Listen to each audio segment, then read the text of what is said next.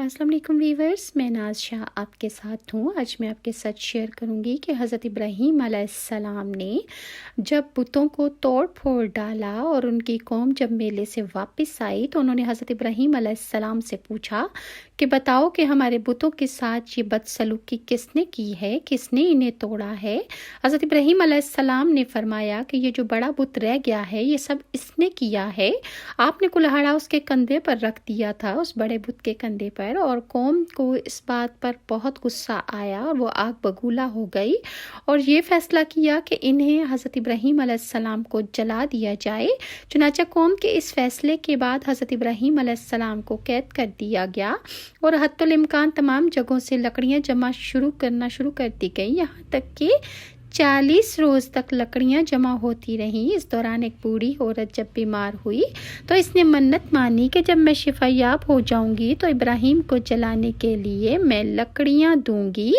किस्सा अल मुख्तसर के जिस किसी को कोई तकलीफ़ होती तो उन्होंने ये मन्नत मानना शुरू कर दी थी कि हमारी अगर ये आजमाइश और ये तकलीफ़ दूर हो जाएगी तो हम इब्राहीम को जलाने के लिए उसको जलाने के लिए लकड़ियाँ देंगे।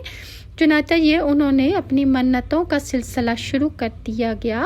हज़रत इब्राहीम अलैहिस्सलाम को रस्सियों से जकड़ दिया गया, पहले उन्हें कैद कर दिया गया और फिर 40 दिन तक आग खूब दहकाई गई कि उसके शोले आसमान के साथ जलने तक पहुँच गए। इस वक्त हज़रत इब्राहीम अलैहिस्सलाम ज़िक्र इलाही में मशगूल हो गए और आपकी ज़बान पर ये अल्फाज जारी थे कि जिसका तर्जुमा है कि ए अल्लाह तेरे सिवा कोई माबूद नहीं, तू पाक है और रब्बुल आलमीन है, तमाम तारीफ़ तेरे लिए ही है, सब चीज़ें तेरी ही मिल्क हैं, तेरा कोई शरीकी कार नहीं। हज़रत इब्राहीम अलैहिस्सलाम को मंजनीक में रख कर इस आसमानी छूते शोलों में फेंका गया तो आपकी ज़बान मुबारक से ये अल्फाज निकले, हस्बुनल्लाह व निअमल वकील। अल्लाह ताला ने आप पर आग को ठंडा फरमा दिया, नतीजतन आग आपको कुछ नुकसान ना पहुंचा सकी। और आपके ये अल्फाज थे कि जितनी ठंडक मुझे उस आग में मिली ऐसी ठंडक मैंने कभी महसूस ना की थी। और अल्लाह ताला ने आग को हुक्म दिया था कि इब्राहीम के लिए ठंडी हो जा, सर्द पड़ जा। जब आप सही सालिम आग से निकल आए तो इन काफरों ने आपको मजबूर किया कि आप हिजरत कर जाएं। अल्लाह के खलील ने अल्लाह की रज़ा और ईमान के तहफ़्फ़ुज़ के लिए हिजरत करना ही मुनासिब समझा। बाज़ मुफस्सरीन लिखते हैं कि जब हज़रत इब्राहीम अलैहिस्सलाम को आग में फेंका गया तो नमरूद ने देखा कि हज़रत इब्राहीम अलैहिस्सलाम आग में सही सलामत खड़े हैं। उसने अपने साथियों से कहा कि मुझे लगता है कि इब्राहीम और आग के दरमियान में कोई आड़ है कि इब्राहीम जल नहीं रहा। उनके साथियों ने कहा कि आपको सही से नज़र नहीं आ रहा। इसके बाद नमरूद किसी बुलंदी पर चढ़ गया, पहाड़ की चोटी पर चढ़कर उसने ऊंचाई से देखना चाहा कि हज़रत इब्राहीम अलैहिस्सलाम किस तरह जल रहे हैं, लेकिन उसे वहाँ भी यही लगा कि हज़रत इब्राहीम अलैहिस्सलाम बिल्कुल महफूज हैं। बाज़ मुफस्सरीन लिखते हैं कि जब हज़रत इब्राहीम अलैहिस्सलाम आग से सही सलामत वापस आ गए तो नमरूद और इसके लोग बड़े हैरान हुए और परेशान भी।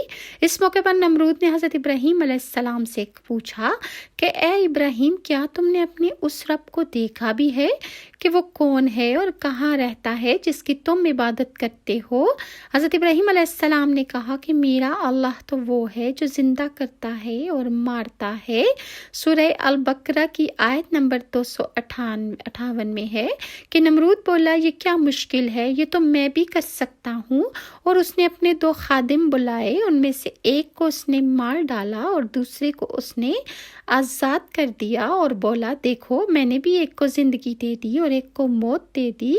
और इस पर हज़रत इब्राहीम अलैहिस्सलाम उसकी बेवकूफ़ी को देखकर आपने फरमाया कि मेरा अल्लाह तो वो है कि जो सूरज को मशरिक से निकालता है और मगरिब में ग़ुरूब करता है।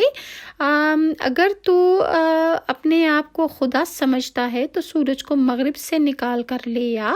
हज़रत इब्राहीम अलैहिस्सलाम के इस जवाब का नमरूद کے پاس کوئی حل نہ تھا، کوئی جواز نہ وہ پیش کر سکا، چنانچہ وہ حواس باختہ ہو کر بہت زیادہ شرمندہ ہوا اور وہ اٹھ کر اپنے دربار سے باہر نکل گیا۔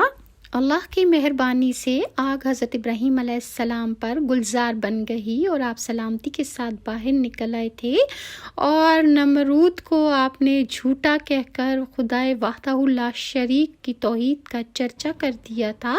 نمرود نے آپ کے کلمہ حق سے تنگ آ کر آپ کے لیے تمام کھانا پینا، آپ کے تعلقات سب ختم کر دیے، اور جو لوگ آپ کو مانتے تھے ان کے لیے بھی سب کچھ کھانا پینا بند کر دیا۔ حضرت ابراہیم علیہ السلام نے بھرے دربار میں اس کو کہہ دیا کہ وہ جھوٹا ہے اور میں خدا کا پرستار ہوں جو وحدہ لا شریک ہے۔ یہ سن کر نمرود آپ سے باہر ہوا، چنانچہ آپ اور آپ کے تابعین جو آپ کے اللہ پر ایمان لائے تھے وہ بھوک کی شدت سے پریشان ہو گئے، یہاں تک کہ وہ بھوک سے مرنے لگے۔ اس وقت حضرت ابراہیم علیہ السلام نے ایک تھیلا لیا اور اس تھیلے میں آپ نے ریت بھر لائے اور آپ نے اللہ تعالیٰ سے دعا کی، تو وہ ریت کا جو تھیلا تھا وہ آٹا بن گیا، اور آپ نے اس کو اپنے تابعین کو کھلایا اور خود بھی کھایا۔ پھر نمرود کی دشمنی اس حد تک بڑھ گئی کہ جب آگ میں آپ کو جلایا گیا اور آگ سے بھی اللہ تعالیٰ نے آپ کو زندہ و سالم بچا لیا، تو نمرود کے شرمندگی کی کوئی حد نہ رہی۔ آگ میں ڈالے جانے کے بعد حضرت ابراہیم علیہ السلام نے بابل سے ہجرت کا ارادہ فرمایا، اور پھر ایک دن اپنے اہل خانہ کے ساتھ حیران نامی علاقے میں ہجرت کر کے حضرت ابراہیم علیہ السلام نے بابل ہی میں اپنی چچا زاد حضرت سارہ سے شادی کر لی تھی۔ پھر اللہ تعالیٰ نے آپ کو بیت المقدس جانے کا حکم فرمایا۔ اس وقت آپ کی عمر مبارک 75 سال تھی، اور بیت المقدس میں کچھ عرصہ قیام کے بعد آپ مصر ہجرت کر گئے، اور مصر جب آپ پہنچے تو فرعونیوں کی وہاں پر حکومت تھی، اور وہاں کا جو فرعون بادشاہ تھا وہ بہت زیادہ عیاش، ظالم اور جابر بادشاہ تھا، اور کسی نے بادشاہ کو بتایا کہ حضرت ابراہیم علیہ السلام کی بیوی حضرت سارہ علیہ السلام بہت خوبصورت عورت ہیں، بہت ہی زیادہ حسین عورت ہیں، جس کی وجہ سے اس کی نیت میں خرابی آ گئی، اور اس نے حضرت سارہ اور حضرت ابراہیم علیہ السلام کو بلا بھیجا۔ مزید حضرت سارہ کو فرعون نے جب دیکھا تو اس نے چاہا کہ وہ حضرت سارہ کو ہاتھ لگائے یا ان کو چھونے کی، جیسے ہی اس نے کوشش کی اور وہ ان کی طرف جیسے ہی بڑھا تو اس کے پاؤں جو تھے وہ زمین میں دھس گئے، اور وہ پریشان ہو گیا کہ اس کے پاؤں کو زمین نے کیسے جکڑ لیا ہے۔